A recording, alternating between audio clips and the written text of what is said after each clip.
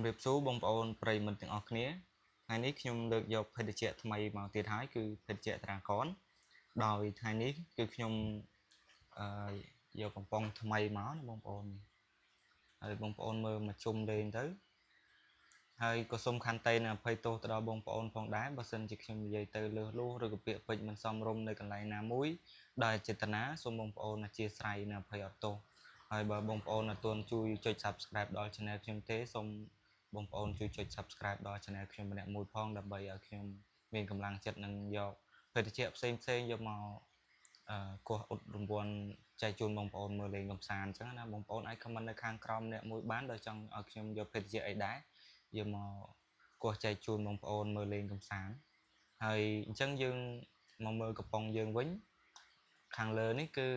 8A ហើយខាងក្រោមនេះគឺលេខ 14បងប្អូនហើយអញ្ចឹងយើងកុំឲ្យខាតពេលវេលាយូរយើងអ៊ុតមើលរង្វាន់ទាំងអស់គ្នាតែម្ដងទៅតោះឥឡូវយើងអ៊ុតមើលទៅហាច់ចេញមកហើយតែត្រូវរង្វាន់អីដែរតោះមើលអូយតាំងមែនតើមួយកំប៉ុងបងប្អូនគឺត្រូវមួយកំប៉ុងណាហ្នឹងហើយបងប្អូនទាំងអស់គ្នាអញ្ចឹងក្នុងវីដេអូនេះគឺមានតែប៉ុណ្្នឹងទេហើយបងប្អូនយល់ឃើញយ៉ាងណាដែរនៅក្នុងវីដេអូនេះហើយបើបងប្អូនទៅកន្លែងតូបគេបងប្អូនរើសយកកំប៉ុងដូចនៅក្នុងវីដេអូនេះបងប្អូនត្រូវរង្វាន់អីដែរសូមបងប្អូន comment នៅខាងក្រោមម្នាក់មួយផងដើម្បីទុកជាការឲ្យខ្ញុំបានដឹងផង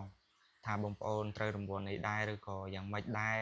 អញ្ចឹងបងប្អូនអាច comment នៅខាងក្រោមមកដើម្បីខ្ញុំបានដឹងផងហើយអញ្ចឹងបងប្អូនទាំងអស់គ្នាគឺខ្ញុំមានតែប៉ុណ្្នឹងទេហើយបងប្អូនទាំងអស់គ្នាហើយខ្ញុំក៏អរគុណច្រើនទៅដល់បងប្អូនទាំងអស់គ្នាផងដែរដែលបានចូលមកមើលក្នុងវីដេអូនេះដែលបាននិយាយអំពីរបៀបមើលកវលកំប៉ុងអញ្ចឹងណាបងប្អូនអញ្ចឹងគឺខ្ញុំមានតែប៉ុណ្្នឹងទេសូមជម្រាបលាបងប្អូនទាំងអស់គ្នាជួបគ្នានៅវីដេអូក្រោយទៀត